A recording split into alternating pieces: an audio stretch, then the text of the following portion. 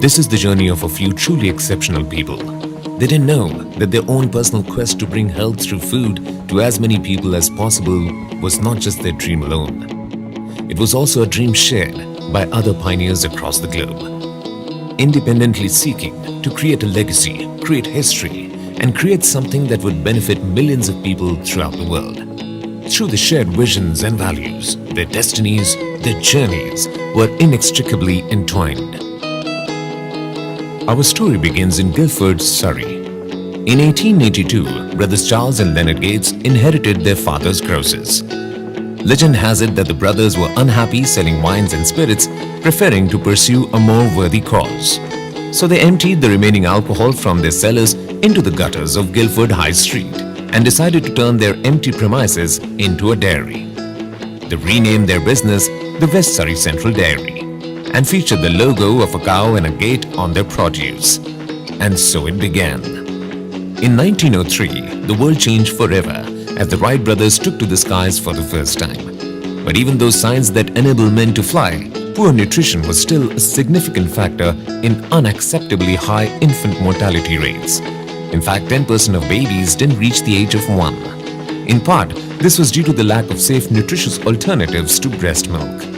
But a revolutionary new product was about to change the way we fed our babies: powdered milk. Following reports from the Carnegie Lab in New York, an English doctor called Killick Millard carried out some further research which highlighted the health benefits of feeding dried milk to poorly nourished babies. Dr. Millard used large quantities of dried milk provided by the West Surrey Central Dairy. And so started a century of cooperation between cow and gate and the medical profession. The principle of bringing good health to many through good food had begun. As the world changed forever under the shadow of the First World War, our journey now takes us to Barcelona. One man wanted to make a positive change. He wanted to make a difference to children's nutrition. Senor Isaac Carasso was appalled by the intestinal disorder affecting children as a result of poor hygiene in a warm climate.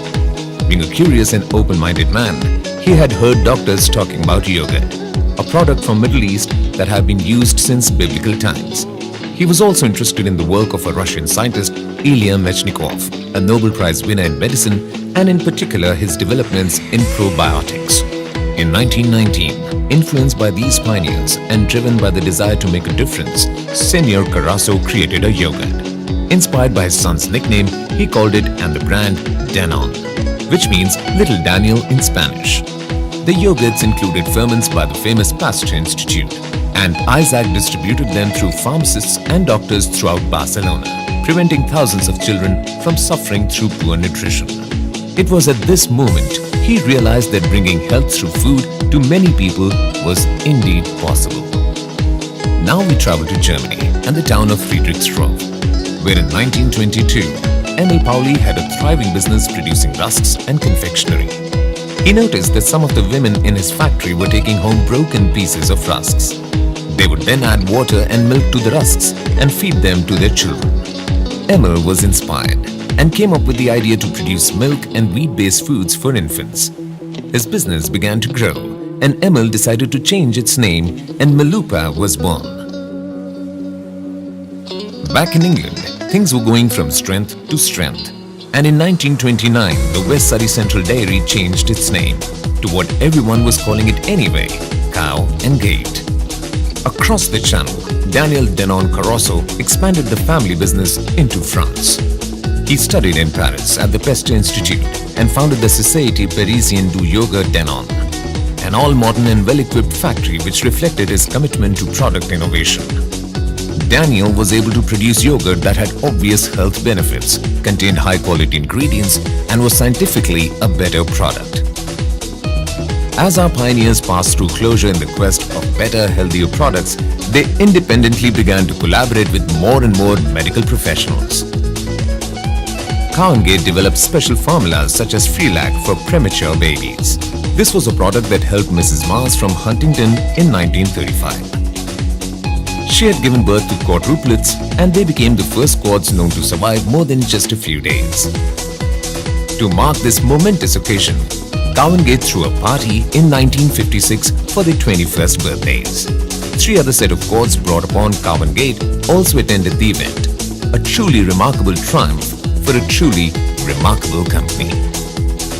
The world grew dark under the clouds of the Second World War.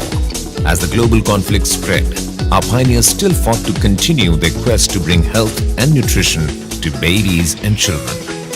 Daniel Carosso was forced to leave France in 1941 because of his Jewish heritage. However, his pioneering spirit continued, and he set about bringing Danone to America. In fact, he was responsible for founding the first yogurt company in the USA. During World War II, Cowangate continued to distribute its vital products, reaching Malta, Ceylon and Africa. Secrecy was essential for the safety of these shipments. So special agents used the company mascot, Smiler, born back in 1930, to secretly reveal the shipment had arrived safely. The essence of Smiler, the happy, healthy baby, is still going strong and at the center of the brand and its campaigns today. In 1945, the war ended and Daniel returned to France. In this new time of peace and unity, and thanks to advances in medical science, our pioneers were able to progress rapidly, especially in the field of pediatric nutrition. The people at Balupa began a long-term research into breast milk that still defines Aptamil today. The aim being to produce formula milk that would replicate the amazing benefits of breast milk. They were truly visionary and entirely undeterred by the years of work ahead. It took them until 1964 to launch the first Malupa infant formula in Europe, called Milumil. Meanwhile, in 1959, the Cowangate family had merged with United Dairies and created one of the UK's largest dairy companies, Unigate Limited. In France, a few years later, another pioneer, Antoine Reboux, established the company BSM, producing specialist glass containers. Like our other great business leaders, he was both ahead of his time and tenacious, with a strong moral compass and an obsession with quality. While BSM was just beginning, in 1967, Daniel took the opportunity to go into a partnership with the cheese specialist Gervais, creating France's #1 producer of dairy products. In 1969, man walked on the moon, and our pioneers were also taking huge leaps. Cowangate broke new barriers by beginning the research and development of highly modified milks. Just like his fellow visionaries, Antoine Reboux was beginning to make his mark. He recognized that his core business, glass packaging, was actually in decline. So he shifted his focus on what was inside the containers he was making: water, beer, and baby food. And the paths of our pioneers met for the first time. Antoine met with Daniel, and they both had the same dream and the same values. In 1975, their companies merged to form BSN Gervais Danone. This company had a visionary mission, and its guiding principles were shared in a speech written by Antoine in Marseille in 1972. Corporate responsibility does not end at the factory gate or at office doors. Antoine was setting out the principle that economic performance and attention to people go hand in hand, a way of working which still shapes and guides the company today. 1981 brought about the merger of Cowangate with the Dutch company Nutritia, who were responsible for producing the first ever infant formula. This merger created the second largest baby feeding company in Europe. And it was only able to take place because Nutritia shared the same values and philosophy as Cowangate. That wasn't all that was happening in the 80s, because for the first time, infant formulas were now being sold through major retailers. New products were launched. Malupa Aptamil arrived in the UK, gaining a rather modest 4% market share. It's an amazing achievement that today it's #1 and a true market leader. The world continued to change. People were waking up to the reality of serious global issues. The principles our pioneers had built their companies upon were starting to be shared by the wider public, who were actively trying to make a difference. Malupa produced some incredibly specialized, utterly unique baby feeds for infants suffering from rare metabolic diseases.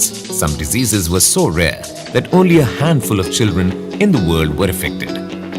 Viewed from a business point alone, this made no sense. But as we know, these companies were not built on balance sheets alone, rather the vision and aspirations of some truly impressive individuals.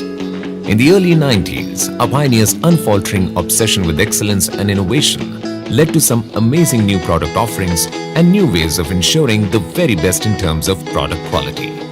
In 1993, The Aptimal team achieved a true breakthrough when they added 2 LCPs to their formula, making it the closest milk to breast milk on the market.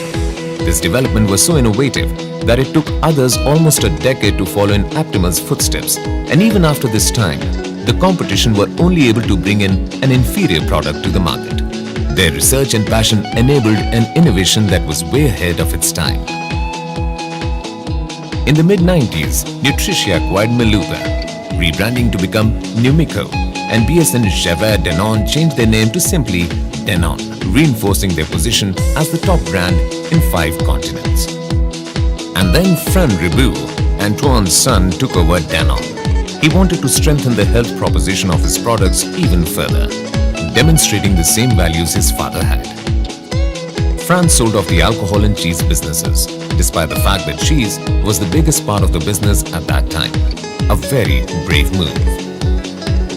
In 2002, Numico mirrored this approach as they decided to really focus on health and their core offerings within medical and baby nutrition. This focus now opened the door for yet more innovation, all driven by the desire to improve the health of as many people as possible. Prebiotics were added to Aptimal and Cow and Gate formulas, yet another first. And all because of the belief that this would truly make a difference to the health of babies. This drive for constant improvement, as well as the desire to meet the needs of customers, brought about the first packaging innovation in milks for decades, the launch of the Easy Pack, which allowed mothers to prepare their baby's milk more safely and conveniently than ever before. And then came 2007, a very big year. Under Fran's guidance, Danone decided to sell their biscuit business to Kraft and at the same time purchased Numico, creating a unique organization that was completely focused on health. Health through baby nutrition, medical nutrition, fresh dairy products and waters. The first and only food company with a clear health through food positioning. A new Danone had been created through the coming together of 2 companies, 2 workforces, 2 mirroring visions becoming one. With the advent of the 21st century, the international expansion focused on emerging markets with high growth potential while continuing to announce new initiatives in frontier countries. But our story does not end here. This is, in fact, another beginning. A beginning of a new story at the heart of Indian subcontinent. In a step fully in line with Danone's strategic obsession of fast growth on healthy categories, Danone acquired the Walk Hard nutrition business with an array of promising health nutrition products portfolio. So where are we now? And what does the future hold? Like the first pioneers, we are working with healthcare professionals and policymakers to ensure that mums and their babies are not only getting the best nutrition, but also the best advice. More than 500,000 a year, in fact. If you translate our market share achievements into real life, at any time of day or night, millions of babies are being fed our milks and foods, even the most vulnerable consumers. In fact, we are responsible for the nutrition of almost 95% of premature babies every year. We are holding their lives in our hands, and we are there for their entire journey. We will continue our research into breast milk, pursue our desire to replicate the best of home-cooked foods, and broaden our reach. Our goals involve winning for the business and the people who work for us and with us, the people who buy our products and who live in the communities where we work.